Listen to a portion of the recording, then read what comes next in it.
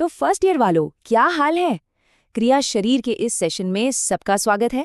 आज हम एक ऐसा टॉपिक उठा रहे हैं जो कोई बोरिंग लेक्चर नहीं, बल्कि एक जबरदस्त वाला रूममेट ड्रामा है। चलो शुरू करते हैं।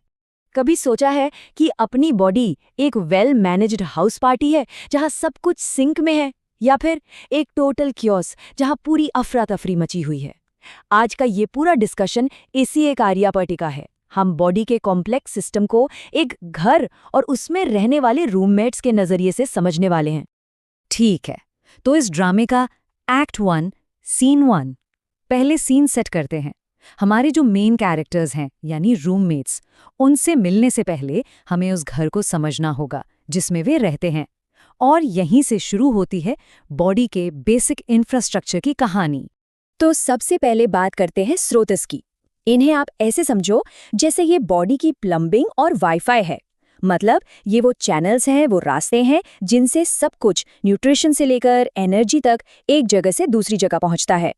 इनके बिना कोई मूवमेंट नहीं, कोई कम्युनिकेशन नहीं। ये हमारे घर का पूरा इंफ्रास्ट्रक्चर है। तो अब जब घर रेडी है तो टाइम है हमारे मेन कैरेक्टर्स से मिलने का, यानी हमारे रूममेट्स। तो हमारे पास है दोष, जो घर का पूरा वाइब, पूरा माहौल सेट करते हैं। फिर आते हैं धातु, जो समझ लो घर के कमरे और फर्नीचर की तरह हैं। और आखिर में मल, वो कचरा जिसे टाइम टू टाइम बाहर निकालना बहुत जरूरी है। ये तीनों मिलकर ही बॉडी की पूरी कहानी को चलाते हैं। अब बात करते हैं रूल्स की। देखो, हर अच्छे घर में, हर फ्लैट शेयर में कुछ नियम होते हैं, है ना?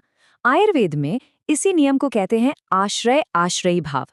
ये बेसिकली वो रूममेट्स कॉन्ट्रैक्ट है जो डिसाइड करता है कि कौन सा रूममेट किस कमरे में रहेगा और उनका आपस में कैसा रिलेशन होगा। तो ये आश्रय आश्रयी भाव है क्या? अरे बहुत सिंपल है। आश्रय का मतलब है शेल्टर या घर, जो हमारे केस में है धातु या टिश्यू। और आश्रय वो है जो उस घर में रहता है, मतलब दोष। तो सीधी सी बात है, आश्रय है कमरा और आश्रय है वो रूममेट जो वहां रहता है, और ये एक दूसरे पर पूरी तरह से डिपेंडेंट हैं। तो ये है ऑफिशियल रूम अलॉटमेंट, और इसको याद रखना बहुत बहुत जरूरी है। देखो, वात दोष का घर है अस्थि धातु, यानी हमारी हड्डियां। पित्त रहता है रक्त और स्वेद में। और कफ, भाई कफ के पास तो सबसे ज्यादा कमरे हैं। रस, मांस, मेद, मज्जा, शुक्र और यहाँ तक कि मल और मूत्र में भी। हर दोष का अपना एक फिक्स्ड अड्डा होता है। अब कहानी में आता है एक प्लॉट ट्विस्ट। ज्यादातर रूममेट्स और उनके कमरों का रिश्ता काफी सीधा साधा है, लेकिन वात और उसके कमरे यानी अस्थि धातु के बीच एक बहुत ही यूनिक, एक अजीब सा नियम है। और ये नियम डायग्नोसिस के लिए गेम चेंजर है। और वो नियम ये है कि वात और अस्थि का रिश्ता उल्टा चलता है, मतलब इनवर्सली प्रोपोर्शनल। इसका मतलब क्या हुआ? जब एक बढ़ता है तो दूसरा घटता है। ये बाकी दोष धातु के कॉम्बिनेशंस जैसा बिल्कुल नहीं है, और यही बात इसे इतना ज्यादा स्पेशल बनाती है। इसको और आसान करते हैं। जब वात यानी हमारा रूममेट बहुत ज्यादा हाइपर हो जाता है, बढ़ जाता है, तो उसका कमरा यानी अस्थि धातु सचमुच में टूटने लगता है, कमजोर हो जाता है। और वहीं जब वात शांत होता है, कम होता है, तो अस्थि धातु मजबूत होता है, नरिश होता है। ये एक अनोखा बैलेंस है जिसे समझना क्लिनिकली बहुत जरूरी है। तो अब तक तो सब ठीक ठाक चल रहा था, है ना? लेकिन तब क्या होता है जब ये बैलेंस बिगड़ जाए, जब कोई रूममेट बिगड़ेल बन जाए और घर में तोड़फोड़ करने लगे? यहीं से शुरू होता है कहानी का असली ड्रामा, जिसे हम आयुर्वेद में कहते हैं धातु प्रदोषज विकार। तो धातु प्रदोषज विकार वो बीमारियां हैं जो तब होती हैं जब कोई दोष विकृत हो जाता है, मतलब गुस्सा हो जाता है या इम्बैलेंस हो जाता है, और फिर वो अपने ही घर यानी धातु को डैमेज करना शुरू कर देता है। इमेजिन करो, एक रूममेट इतना नाराज है कि वो अपने ही कमरे में तोड़फोड़ मचा रहा है।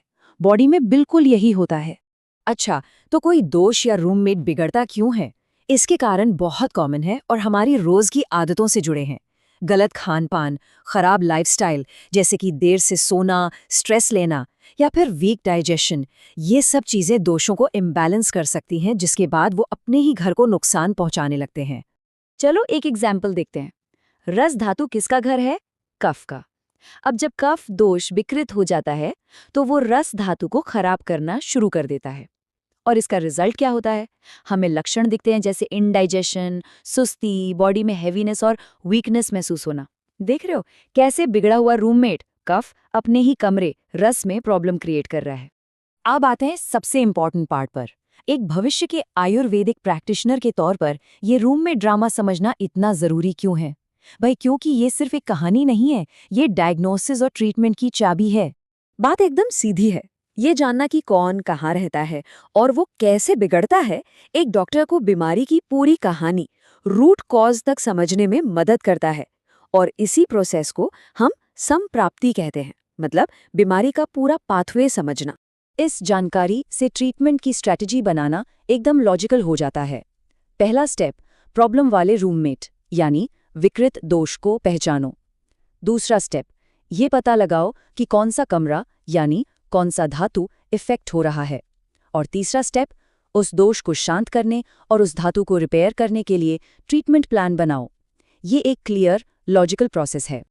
तो फर्स्ट ईयर वालों, एक बात याद रखना, आश्रय भाव सिर्फ एग्जाम में लिखने के लिए एक थियोरी नहीं है। सच बताऊं तो इन रूल्स को मास्टर करना ही तुम्हें किताबों से निकालकर एक सफल क्लिनिकल प्रैक्टिस की तरफ ले जाएगा। असली गेम यही है। चलो आज के लिए बस इतना ही।